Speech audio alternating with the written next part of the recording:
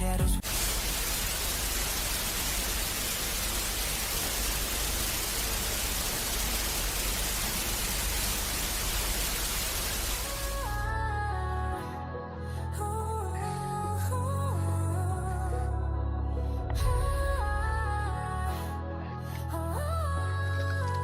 A spark ignites, it starts to burn. Through endless realms, no way to return. From crimson skies to wastelands torn. Myth and legend where stars are born.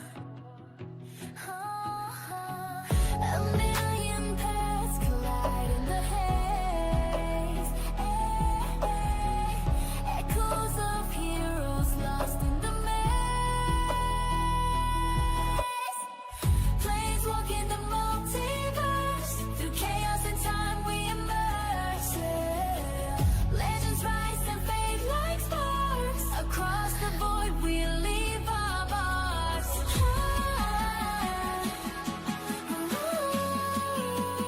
They added like 3 times the amount of weaponry available in this vault. So they set it up so that the tensions would be very high.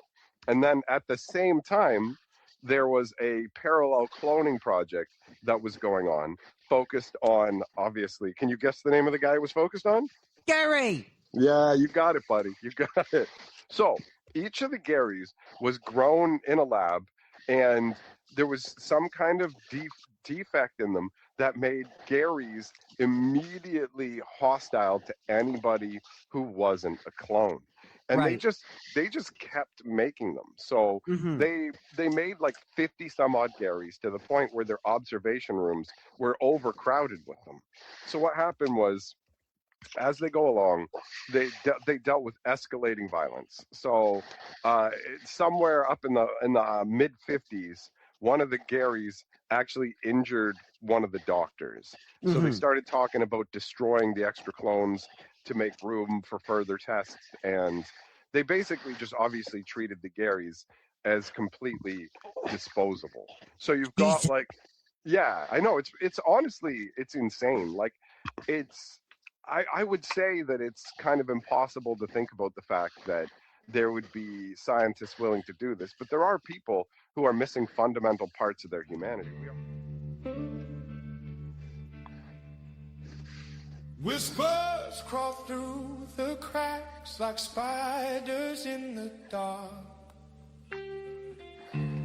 Secrets slither, shadows dance, they leave a bitter mark. Lies wrapped tight like silk spun thin, choke in the morning air.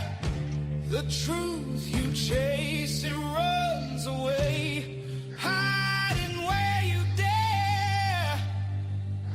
In the heat of the night, where the fire burns cold, the answers you seek are stories untold, shaped by the light. Listen.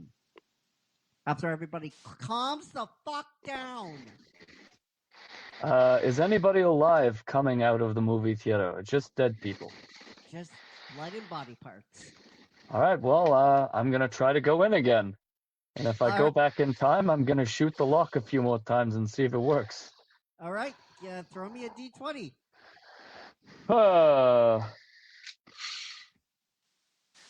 I've got a 3.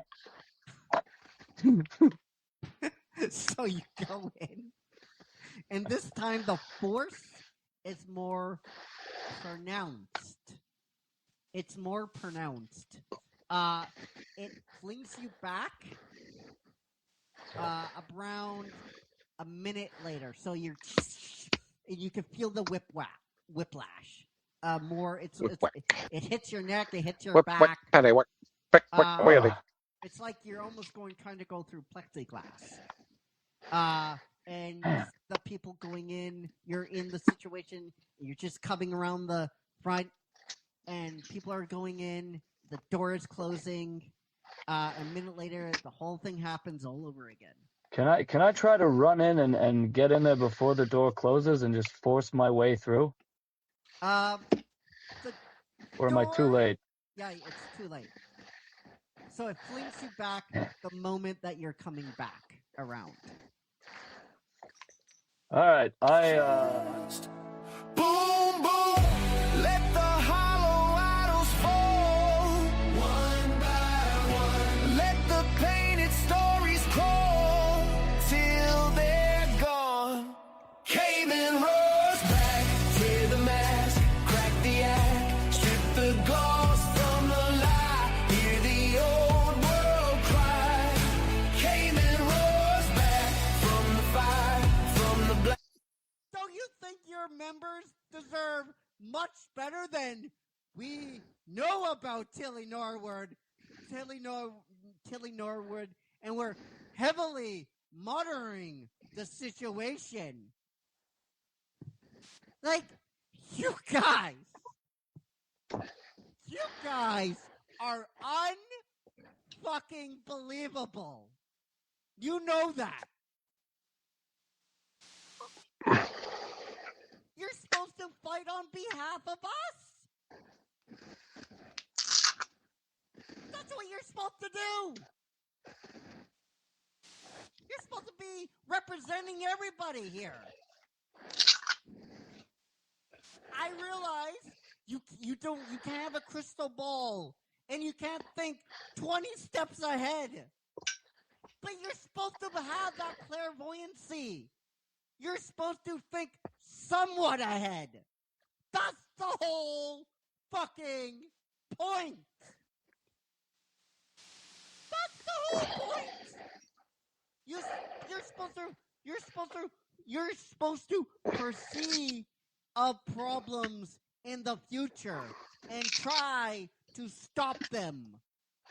That's why you have a collective bargaining agreement. That's why you went back and forth with the studios. That's why it was one of the longest acting strikes in history. This is the LP shop, doors are open wide, so come on inside. Find a little piece of history and come alive, turn it up, let your story spin. Every scratch, every song pulls you back in.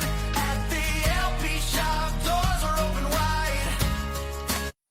Kid, learning to play guitar, I used to put the album on. Not this album. There's a Fraley's Comet. It's called Live Plus One, and he opens with this song. And I used to learn. I would try and figure it out and play along to the album. I loved this song. And my buddy, who was a drummer, who I still keep in contact with, he learned all the drum parts on this song as well, with that drum solo in the middle. So I'm guessing you're like a big fan of the song. Just let's go into it. What did you like about the song? Well, I mean, of course, first off, it's guitar driven. Yeah. Vocally, Ace doesn't push any barriers. No. But he's got a certain execution and a way he enunciates and the way he sings that I've always been attracted to.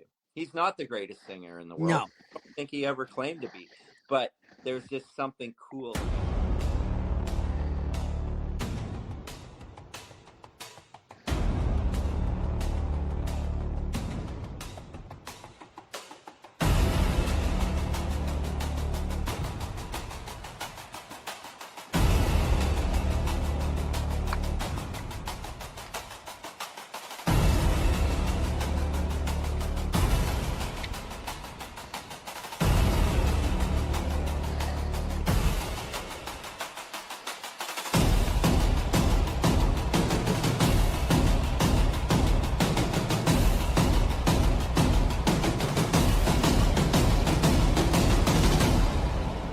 Join the cameraman and his crew. Paint on my face, just to move. We are Yu-Gi-Oh Club for life. Mark it on my skin, that sign. From the campfire glow at night to the screen right in your eyes. Original stories, wild and true. You can feel them cut right through. Bring that spark straight drop, every view. Must see TV, join the tribe, cross the line. You're your club for life. Say the word, you're inside. Must see TV, from the cave to the timeline. You're your club for life. Raise your hand. That's the sign. That's the sign.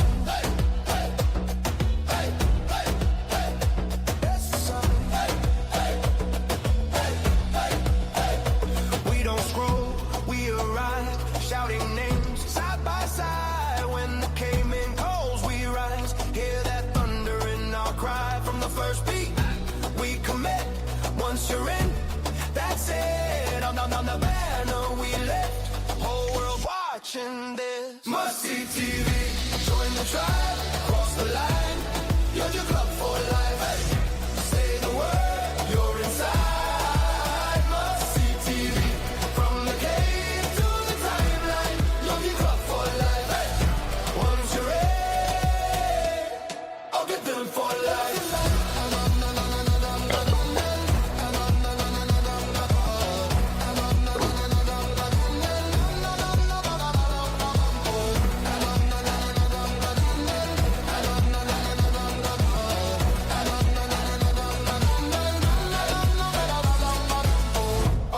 I'll go, call it out. I'll go, never doubt. I'll go, side by side. You get club for life.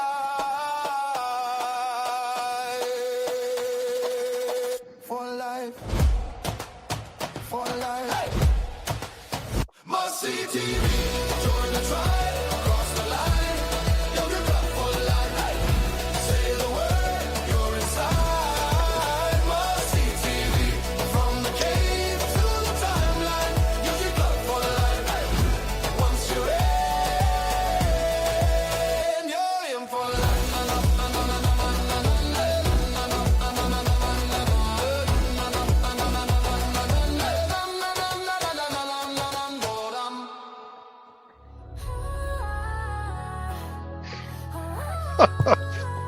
A spark ignites, it starts to burn.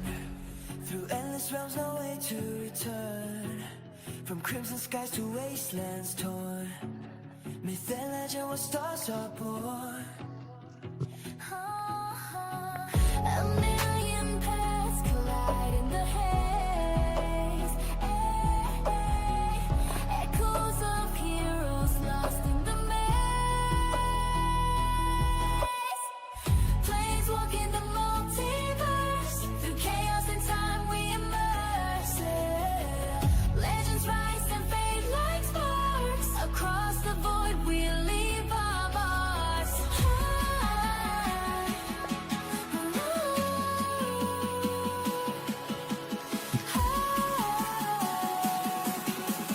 Planes walk in the Hello, ladies and gentlemen, and welcome to a brand new episode of Planeswalking the Multiverse. Oh my god, this is our fucking show. I can't even say the title. Planeswalking the Multiverse Fallout.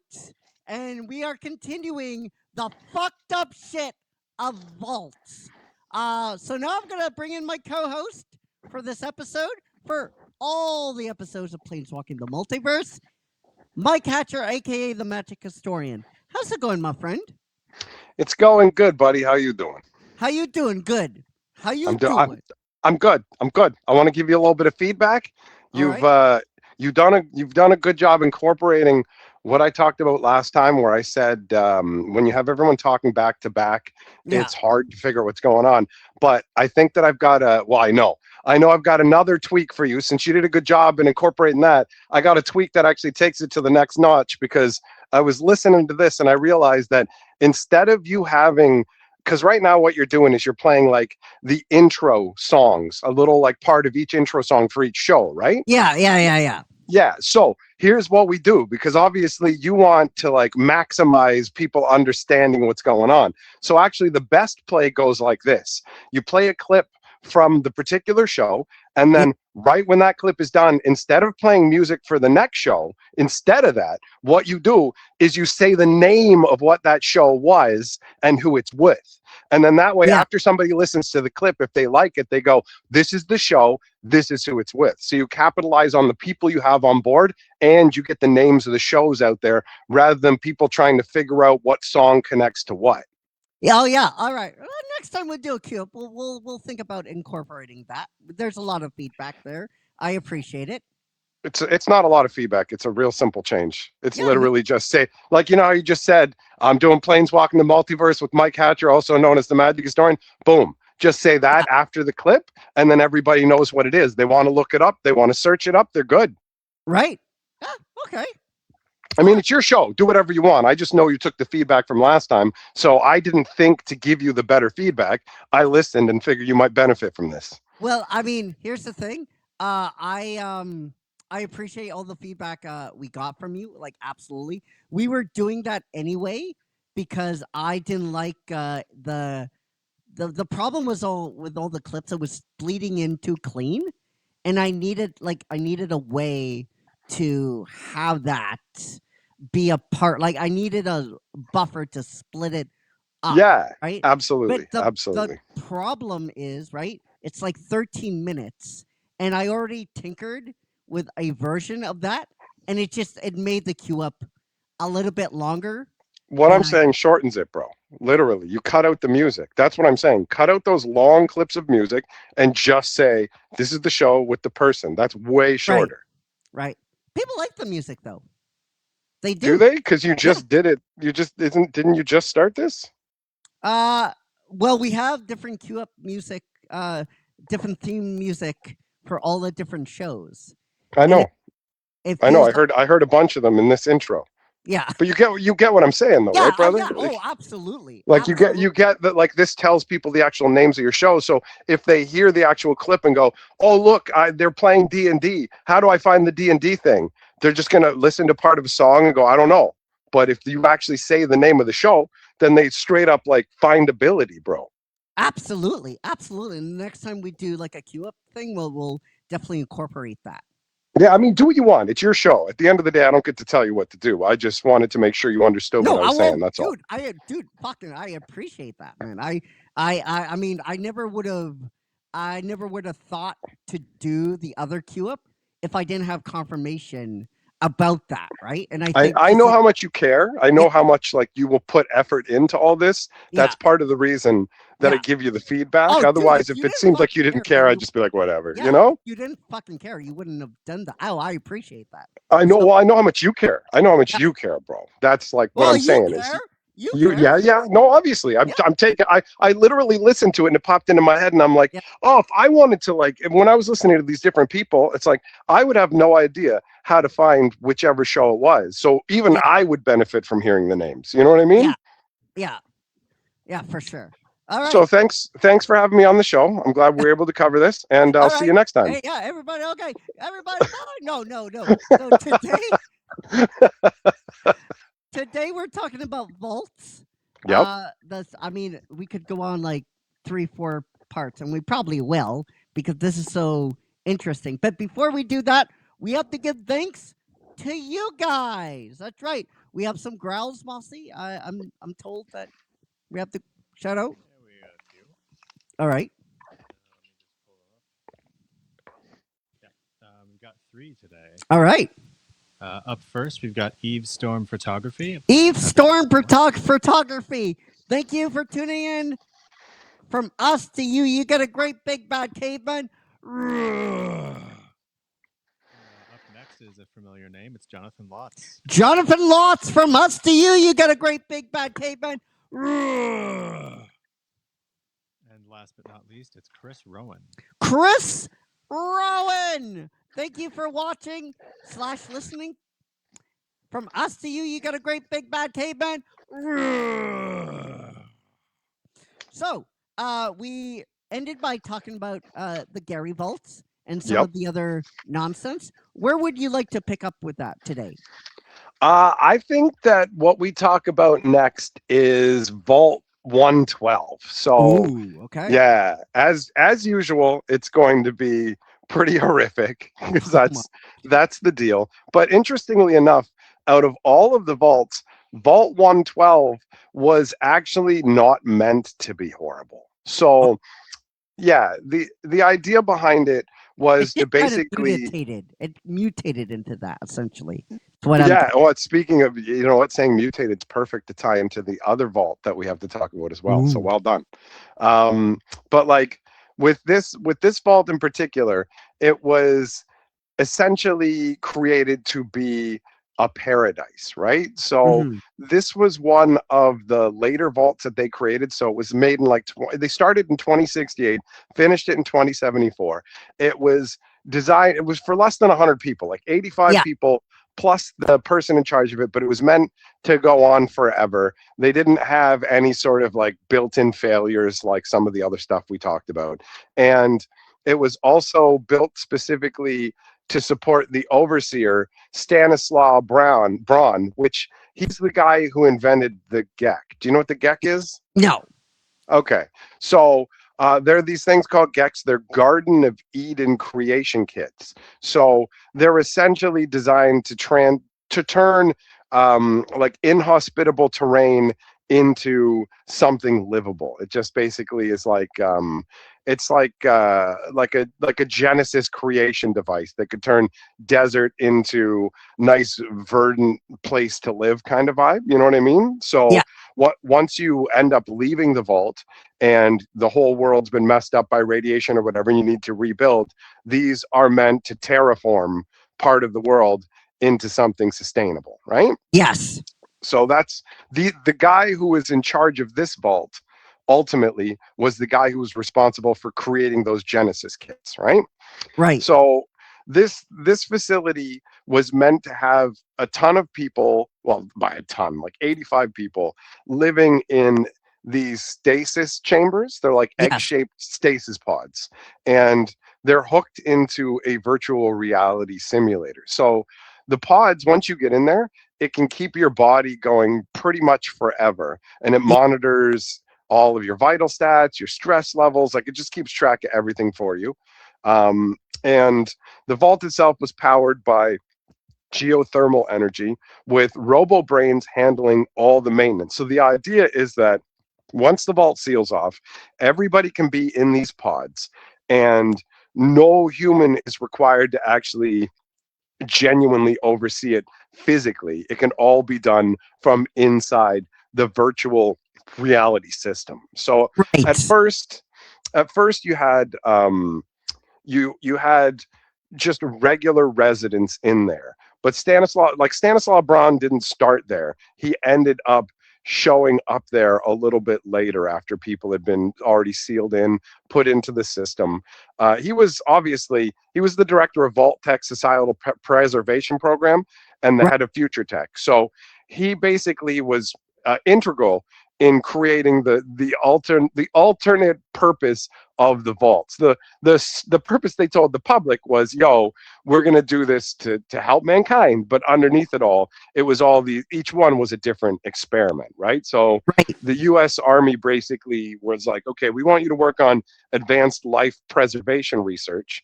So that was part of what led to him creating the GEC.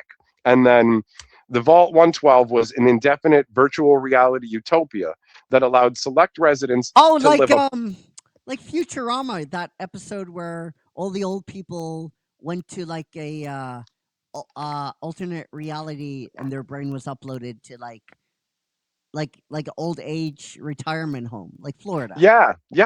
Some very that's a good like kind of parallel to this. Absolutely. So they have like a perfect life forever inside simulated worlds. So while the nuclear war between America and China is decimating the world, these people are supposed to be living an idyllic existence. Once they got inside the pods, though, there was no way for them to actually leave.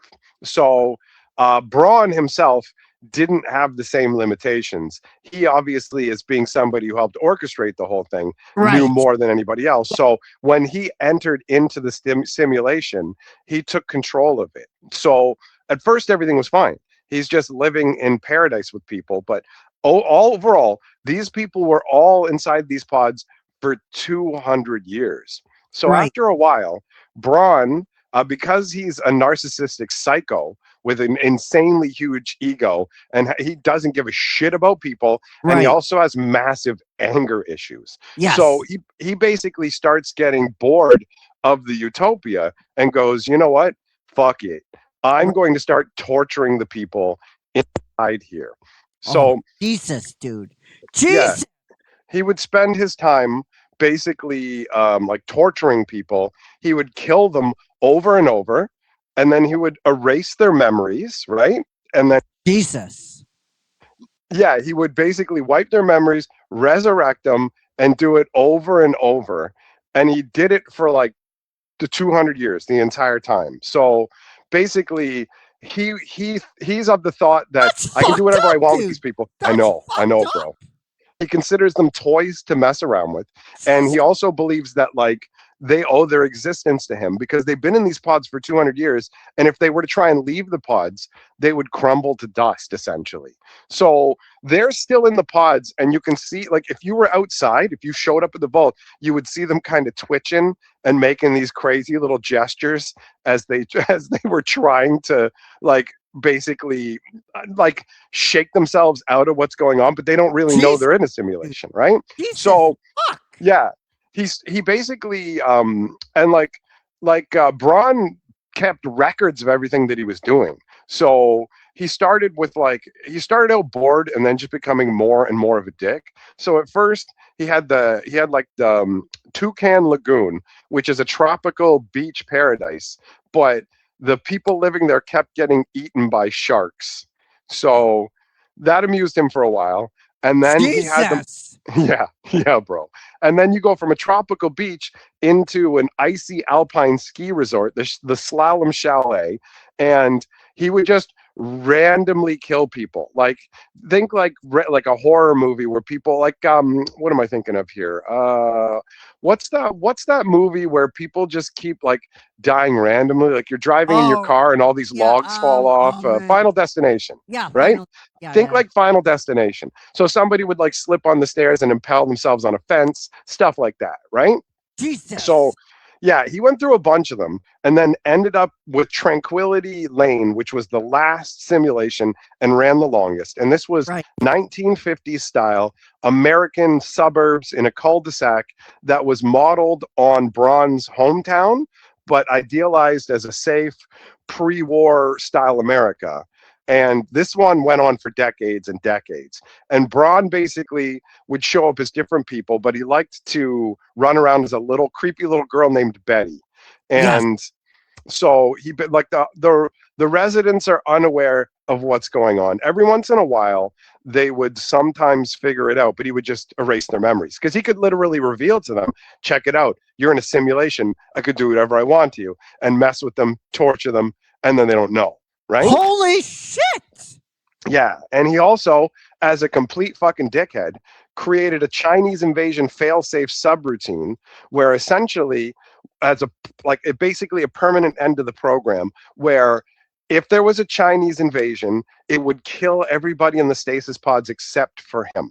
So holy shit, dude! Yeah, That's fucked up.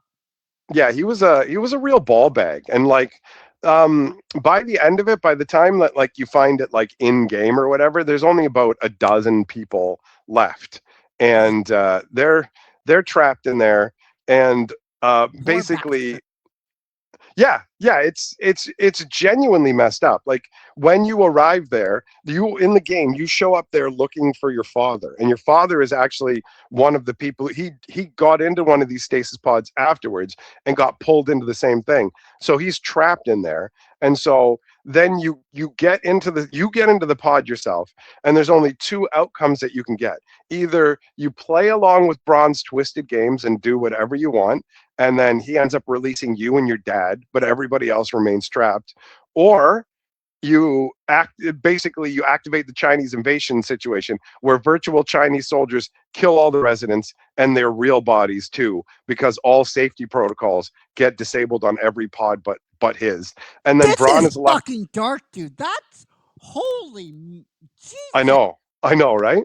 So Braun is left in the he's left in the simulation by himself, going, "It's not fair. I have nobody to play with ever again." Like, it's really dark, bro. It's really dark. Does he ever get his comeuppance? Not really. Not really. That's great. That's Yeah. That's Either he lets you out and your dad, or he gets to keep messing with everybody, or he just gets left permanently in the simulation with nobody. So you could presume that he might essentially go mad from it. So there is that if you need some sort. It does mirror the real world in that, like, villains don't always get punished, right? So yeah. that's a pretty wild one. Yeah. It sounds like fun times. Yeah. So we move on to the next vault. Yeah, absolutely. The next vault is Vault 87, and this one is about super mutants. Ooh. Yeah, this is where, like, all the East Coast super mutants come from. So okay, it's basically like Mothman and things like that. not Mothman. No, like, basically like the humanoid mutants, Yeah. right? So it's Vault 87 is a pre-war vault tech facility. It comes from the Fallout 3 game, and it's the primary birthplace and stronghold of the region's super mutants, and also has something to do with the centaurs as well. So Ooh, this place is centaur. massively They're irradiated. centaur. Ooh, I like that. Yeah, the freaks. So this place is, like, heavily irradiated, but it's also considered like the Mecca birthplace of the mutants. So they kind of venerate it, right? Right. So you have the crazy experiments under an evolutionary experimentation program called the EEP, right? So Right. essentially, there's something called the forced evolutionary virus, which the mutants end up going crazy and start kidnapping people and forcing it on them. But God, basically, Jesus, what the hell? yeah, no, it's, bro. Well, like, here's the thing: the process that turns you into one of these mutants sterilizes you, which means they can't have kids, right? So basically it turns you into, like, aggressive, sterile super mutants, and they just go around the wasteland just kidnapping people so they can make more of themselves. And But the they're place is so sterilized, though. what? How can these super mutants make more of themselves that were sterilized? With the forced evolutionary virus. So basically they kidnap people and force them to go through the same process that they did. And like where they live, that vault is the most irradiated one. You can't actually try and go in the front door, or the radiation levels. There's like over 3,000 rads a second will flow into your body, and you'll basically instantly die. So yeah, it's messed up. So basically, that vault took about 5 years for them to build, and it had a cyber brain as the main computer system, a General Atomics nuclear reactor for the primary power, and fusion generator backup. And it was like most of the other vaults, except it had 4 stasis chambers, a plasma containment field, and a bunch of extra food processing stations. And obviously, it had a GEC as well. I mean, most did. Yes. So the original experiments that they had for it got scrapped, so they repurposed it as a secret secondary research center for forced evolutionary virus studies, again teaming up with the US military. So you had Dr. Merrick, who was an expert at the time in accelerated evolution. So he led the evolution program, and the ultimate goal was for the military to engineer reliable post-nuclear adapted humans that were stronger, that were basically resistant to radiation, and were suited to survive in the wasteland as, like, basic super soldiers, right? Right. Yeah. So because that they worked used all the time, right? Yeah, no, I mean, as we see here, it definitely didn't. So they have a bunch of different batches of this forced evolutionary virus.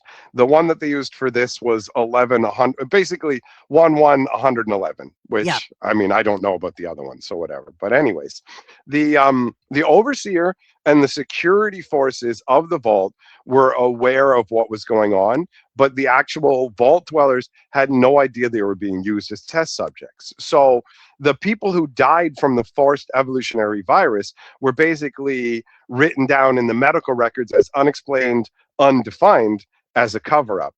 And they were basically told not to question the overseer or anybody involved with the evolution program. So they basically started taking like residents against their will. They were like taking by force to airtight chambers. Yeah, yeah.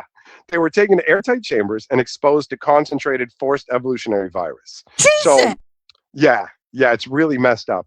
And there was they pretty much went the same way almost every single time. So over the first 3 days, the subjects became asexual, and women specifically gained male-like upper body strength and muscle mass.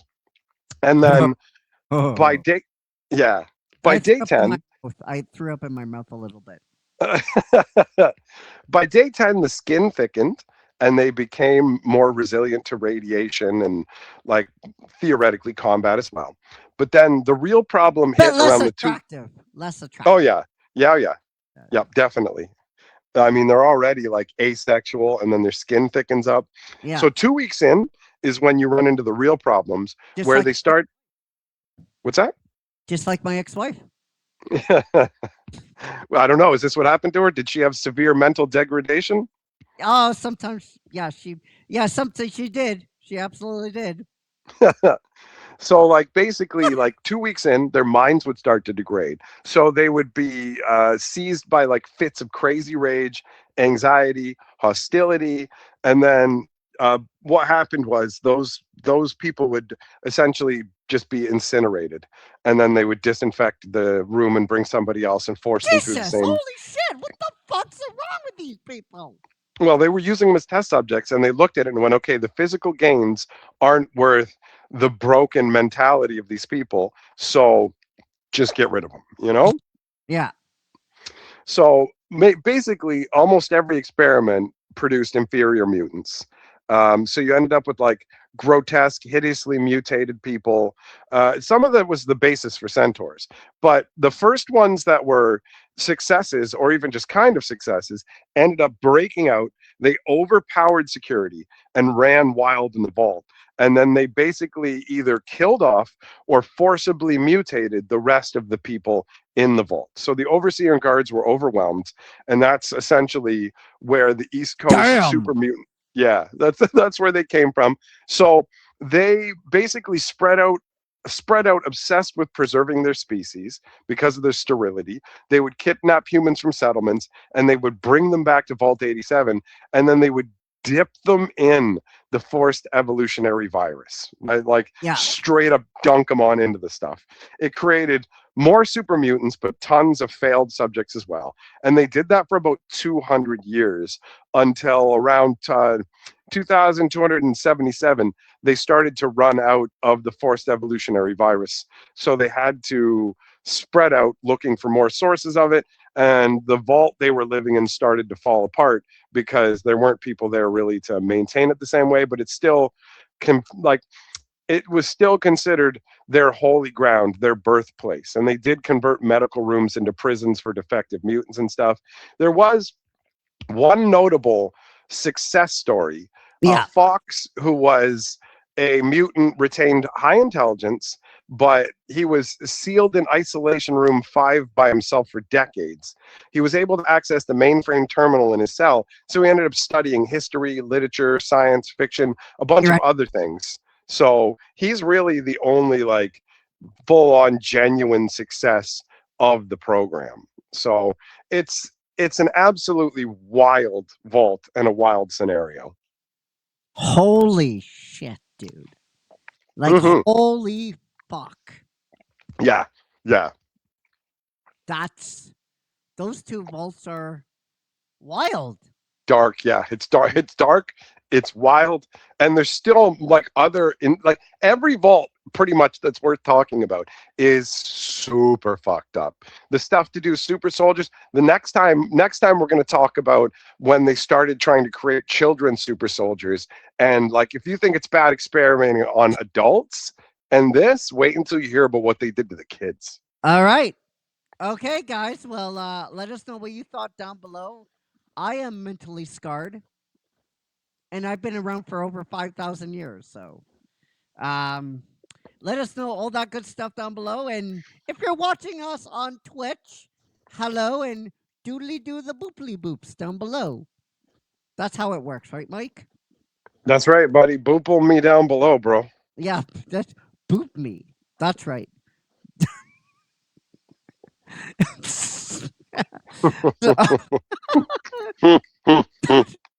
Yeah, doodly do the booply boops. Give us a raid. Give us all that kind of stuff. And mean it. If you don't mean it, we'll find you. You have to mean it. You have to. So that will do it for this episode. Join us on Thursday, where we go into In Between the Ink, talking about going over the manga monster. That's right. That's exciting because LB doesn't like horror, and when she recommended this, I'm like, do you like? I'm like, in my head, I'm like, I don't think you're gonna like this because this is Asian horror turned up to 100. And she's like, no, I'm gonna. Okay. So tune us in. Tune in on Thursday where we take a look at that. Until we see each other again, my friends. Take care, be safe, be well, and we love you all. 50,000 plus, an out club for life. Peace. Shadows whisper, forgotten lore. Machines of war, they thirst for more. Eldritch gods with unholy light. The stars are alive, they burn so bright. A million words call out my